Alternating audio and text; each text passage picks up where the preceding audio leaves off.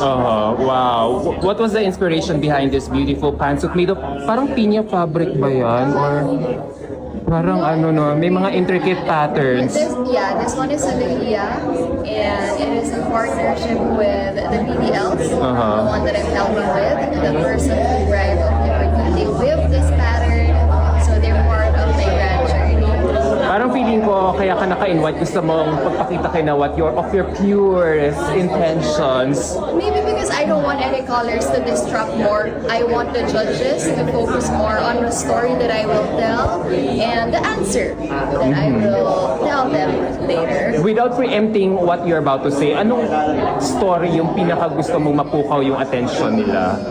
Maybe the challenging one and the one where I learned a lot of lessons. Sige, ayun. That's a tika. So, iiyak yata tayo. MMK yata ang story natin.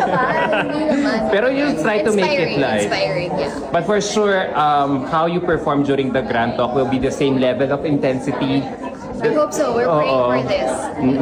Yung momentum nararamdaman ko You'll be able. Thank you, Emma. Thank you. Thank you, guys. Good luck. I just want to take this opportunity because we're live, right? Yes. So a lot of Filipinos are watching.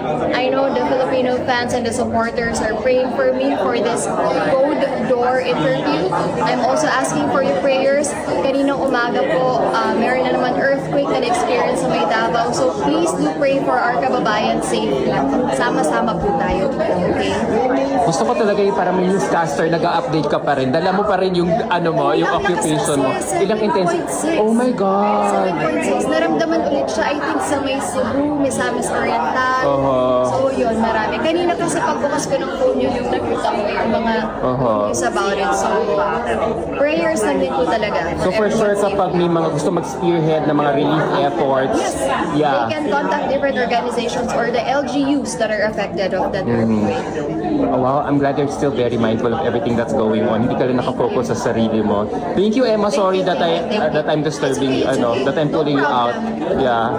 Love you, Emma. Love ya. Thanks for the support. Yeah. Love you all the time.